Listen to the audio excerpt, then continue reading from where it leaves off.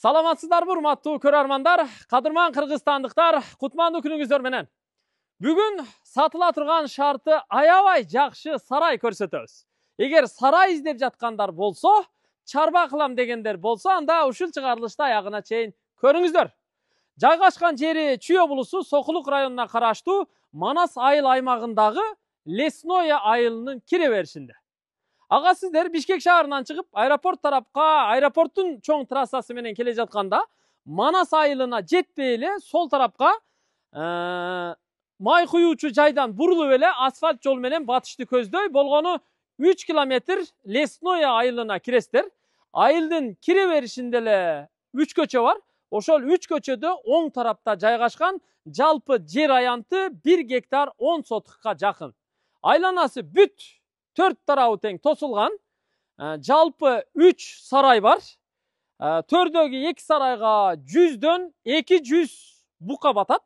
Ал эми мынабул катардагы сарайга 10го жакын аткана курган, аттар байланып турат, чабар аттар. Андан сырткары сарайдын алдында мына чатыры бийик жабылган 10.000 даана пресс чөпкө ылайык чөпканасы бар.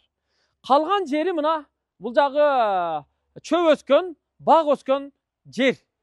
Негизи сайыз убагындагы кайсы бир сарайдынбы, же бул жерде колхоз совхоздун гаражы болгонбу, айтор ушул жерге мына сайыз убагында асфальт басылган экен. Сарайдын ордулары дагы, анын алдылары дагы ушул 1 гектар жер аянты бүт ушу асфальт боюнча турат экен.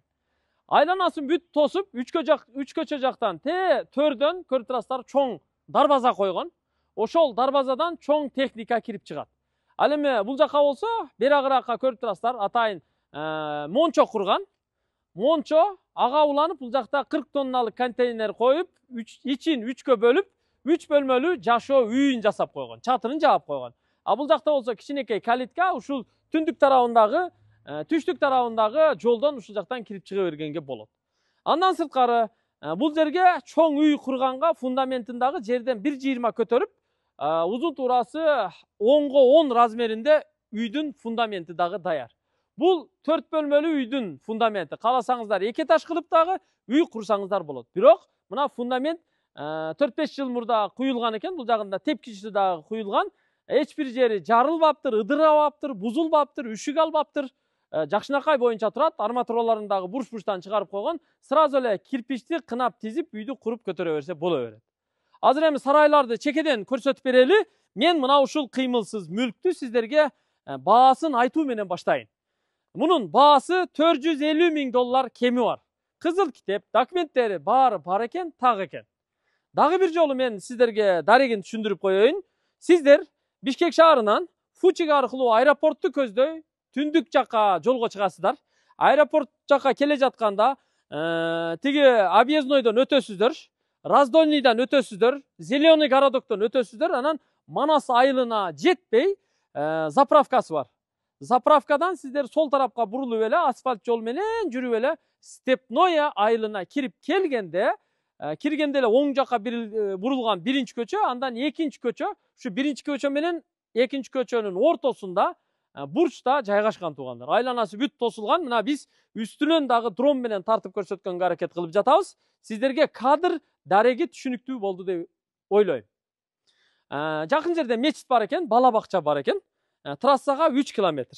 Мына ушул курулуштун бул жак чекесинде жашоого ылайык баягы малчы кызматкерлер үй бүлөсү менен жашаганга 2 бөлмөлүү үй бар экен. Мына бул жакка кириңиздер. Киргенде эле өзү сарайдын чекеси, бул жактары склад болуп бош эле турат өзү. Бул жагы мына эшиктен киргенде 1 бөлмө, андан кийин ортосунда печка курулуп тур, бул жагында 1 бөлмө. Малчынын үй бүлөсү менен жашаганга ылайыктуу үйү. 3 фазалар дагы кириптир. Электр тогу кирген. Анан суу болсо ушу жер астынан скважинадан тартып алып чыгарган экен. Эми ушул сарайды көрсөтөлү. Биринчи ага чейин эмесин да көрүп алыңыздар, чөпканасыны. Чөпкананын узундугу билбейм канча, бир 30 метр чыгат окшойт, туурасы бир 10-11 метр чыгат. Чатыры болсо 2 скат фермаланып, тыныке менен жабылган. Мына ичинде болсо, чөпкананын ичинде төрүнө аябай жыйылыптыр. 2,5 миңдей пресс чөп бар экен. Бул чөп дагы буюрса сиздерге калат. Полдон чатырга чейинки аралык бийик, şu çöptü kança bolsa una menен жүктөп келип, аркасы менен киргизип, жыя бересиздер, тизе бересиздер. Чекелери мына дуалдары пескоблок болгон, түркүктөрү бүт бардыгы профилден жасалган. Бул чөпкана. 10 000 даана чөп батат, 10 000 даана. Ал эми бул жакта болсо атканасы бар. 5-6 ушу деник жасаган. Деник деп ушу атканаларды айтабыз. Азыр чабараттар, күлүк аттар байланып турат экен. Мына караңыздар. Биринчиси, бул жагы өзү бош эле турат, мына склад. Бул жакка деле ушу аткана улап курса болот өзү. Койкана, торпоккана курса деле боло берет. Мынанда бир аткана, мына ичинде күлүк байланып турат. Мында экинчи аткана, ичинде акыруу, аркасында окошкасы менен. Мында болсо үчүнчү аткана, мында да мына бир күлүк байланып турат. Андан кийин мынанда 4-үнчү аткана, мында дагы бир чабарат байланып турат, көз тийбесин. Мында болсо мына 5-инчи аткана, мында дагы бир чабарат байланып турат. Андан кийин мына чекеде дагы бирөө турат. Бул дагы 6-нчы деник, мында дагы чабарат байланып турат. Ээр токумдары бул жакта жийилип турат. Аткана бул жагы, мына көрүп турасыздар, дениктер бул ушул сарайдын ичине фундаменти дагы бийик куюлуп, дуалдары кирпичтен урулуп, анан чатырлары дагы жылууланып, алдына мына темир эшиктери, решеткалуу эшиктери коюлуп, аркасына болсо окошко, форточкалары коюлуп, ушинтип курулуптур. Бирок асты эме экен, асфальт туугандар. Асты асфальт. Көрүп алдыңыздар, бул жагы мына аткана, 6 аткана бар. 7-нчиси наракта ачык эле бош байланып турат. Эми төргө өтөлү. Төрдө 2 сарай бар. 2 сарай мына баратканда эле оң жакта бири көрүнүп турат. Бул жаңы сарай. Муну ушу нөлдөн баштап өздөрү курган экен. Бул сарайдын туугандар чатыры көрүп турасыздар, 2 скат жабылган, 2 жака. Тыныке менен жабылып, боковойлору дагы кагылган. Пескоблок менен курулган, сейсмопояс колонналары дагы куюлган, армированный. Окошкалары коюлган, бардыгына мына темирден жапкычтарын коюп чыккан, көрдүңүздөр. Бул сарайдын узундугу 55 метр, ал эми туурасы 11 метр. 55ке 11, 100 бука бата турган сарай. Бул жагында бир эшиги бар, наркы төрүндө бир эшиги бар. Көрсөтөйүн сиздерге, мына кирип келдик. Мына вентиляторлор полностью фырылдап иштеп турат, көрдүңүздөр. Аябай чоң сарай, 2 скат жабылган, ичинен полностью шыбалган. Анан астына болсо стяжка полдору куюлган. Ортодо мына муравей жүрө турган, каласа портер жүрө турган проходу бар. Жем чөп ташып салганга, бок ташыганга, көң ташыганга болот. Узунунан кеткен. Көрдүңүздөр? Бул катардагы бүт ушу бука жата турган жайлары полдору куюлган. Ар бир буканын өзүнчө окошкасы мынакей. Көрдүңүздөр? Ар биринин окошкасы өз-өзүнчө мындай чинжирче кружоктору менен. Көрдүңүздөр? Крючоктору менен. Ар бирине. Ар бир окошкада бирден бука байланат. Акырдын ичи дагы мына ортосу мындай лотокчо болгон. Буга бая суюктук атала куйса деле болот. Жакшы экен. Суу куйса да болот туугандар.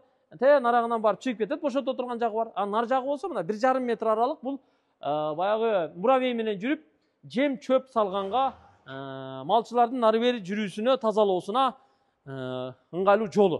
Нар жагында форточкалар бүт коюлган, көрүп турасыздар. Эки жагында тең форточкалар бар. Баягы аба алмашып турат, сквозняк болуп турат. Төрүндө дагы эшиги бар. Бул жагында да эшиги бар. Бул тарапка 50 бука батат, ал эми бул тарапка болсо 50 бука батат. Ошондо 100 бука батат, 100 баш. Электромонтаждары дагы бардыгы жасалган. Ортодон полностью лампочка коюлган, эки чекелерине болсо ушу вентиляторлор коюлган, түнү күнү фырылдап шамал айлантып турат. Бул жактан болсо мына сууну ушул жерге чейин тартып келген, жоон шланга турат. Ошол шланга менен сразу эле крайникти ачканда акырга суу берет. Ушу сууну ошо акырдан эле мал ичип жашай берет. Бул жакта деле ошондой. Ошо шланганы бул жакка койсо бул жагы ичет, бул жакка койсо бул жагы ичет да. Андан сырткары туугандар, экинчи сарай бул жакта жайгашкан, жемканасы менен. Бул жакка мына бурулуп караңыздар.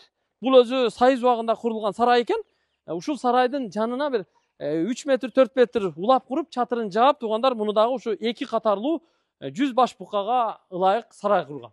Анын бул жак чекеси мына чоң дарбазадан киргенде жемканасы. Бул жерде бир 5 тонна арпасы дагы бар экен. Мында болсо 1 тонна кебеги бар экен. Ашыкча анча-мынча жүгөрүлөрү менен. Мында болсо мына кошумча кыймылдаткычы менен дробилка, ушу жем тартканга булар дагы калат, бүт 3 фазалар тартылып келинген. Анан бул жакта болсо мына өзүнчө нарагынан дагы кирет. Бул чоң сарай. Буга дагы ушу 50-50дөн 100 бука батат экен. Көрүп турасыздарбы? Мунун дагы ортосундагы проход аябай кенен. Стяжка куюлган.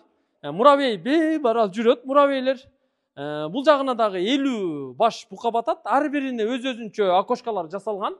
Ортосунда темир бордюрлары менен, аркасы полу да куюлган, натокчасы да куюлган, арак чекесинде проходу да жасалган, акурлары дагы баардыгы тегиз. Суюктук, суу, атала, витамин жана башка бемарал акурга куюп буканы бакса боло берет.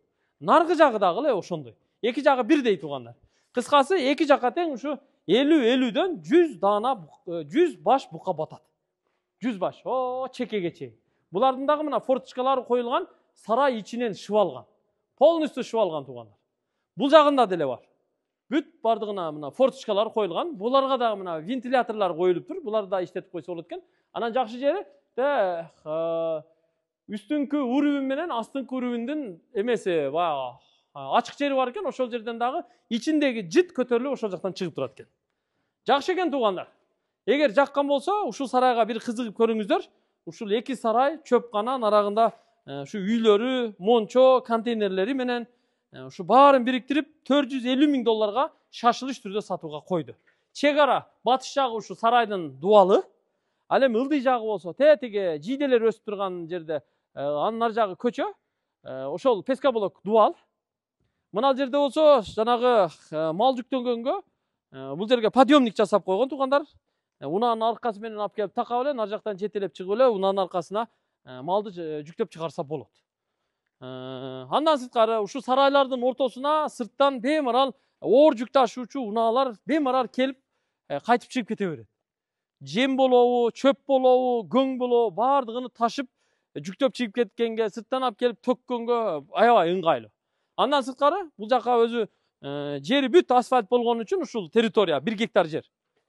Бул жагына атайын баягы малдын көң богун ушул жакка алып чыгып биринчи төгөт экен. Ушул жерде бир аз тоорсутуп, анан баягы сезон келгенде кайра жүктөп ушу талааларга барып чачат экен да.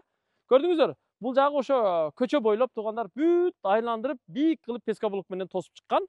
Чекелерде бүт жийделер, ортодо дарактар, анан чөптөр өсүп турат, асты бүт эле асфальт экен өзү. Бул жакка да кошумча ушу курулуш кылса болот. Загон, открытый загондорду жасаса болот. Балким бул жерлерге бир назначениясын өзгөртүп, өндүрүш кылса болот. Эгер баягы кошуналарга тынчтык бербей, ыңгайсыздык жаратпаса. Закрытый помещение кылып, жеңил өнөр жайларын жасаса да болот бул жерге. Анан назначениясы эми ошо чарба багытында экен да. Кыскасы ушул жер $450,000 кеми бар. Жаккан болсо эртерээк аракет кылып, экрандагы номерлорго чалып, байланышып сүйлөшүңүздөр. Биз колдон келишинче аракет кылып көрсөттүк. Дрон менен дагы тартканга аракет кылдык. Бул Лесное айылы Бишкек шаарына аябай жакын жерде экен. Мага ошонусу жакты. Көпчүлүгүңүздөр ушу бука багат элек, саануй багат элек, ат багат элек, ушул чарбага бизге сарай болсо айтып койчу дейт элеңиздер. Мына кулагыңыздарга күмүш сырга чыгып калды. Анан жер аянты 1 гектар 10 сотук болуп атпайбы? Калган жери бул жагы боп-бош турбайбы? Ошол жерлерге дагы пескоблок менен эле дуалын уруп, куруп, чатырын жаап, тоок гана салып алсаңыздар болот. Азыр тоок чарбасы, тоок фермасына аябай мындай келечеги жакшы болуп атпайбы? Тоок чарба кылам десеңиздер, бул жакка да мына жери даяр турат. Мал чарбасына мынакей бүт бардыгы бар. Андыктан жаккан болсо, экрандагы номерлорго чалыңыздар. $450,000 кеми бар. Варианттар жок экен. Сүйлөшөсүздөр. Нак берсе, нормальный кылып түшүп берем деди. Биз эми колдон келишинче Тескабар командасы келип, дрон менен тартып дагы, толук баяндап дагы бергенге аракет кылдык. Кудай буйрса мына жерге газоблок мененби, пескоблок мененби, кирпич мененби үйдү салып алсаңыздар, сонун ремонт кылып алсаңыздар болду. Жашоо сиздердики. Малчыларга үй бар экен. Наракта баня турат. Бул ажаткана, калганы дарак. Иншаллах бул жерди гүлдөтүп аласыздар, күркүрөтүп аласыздар. Ага эмне керек? Эрк керек, аракет керек, пул керек. Мен сиздерге ийгилик каалайм, аманчылыкта көрүшөлү, чарбаны баштайлы. Ким алса дагы ушул жер күркүрөп өссүн, пайдасы тийсин. Анда мен жыйынтыктайм. Видеого лайк басабыз, комментарий жазабыз. Аманчылыкта көрүшөлү. Ассаламу алейкум.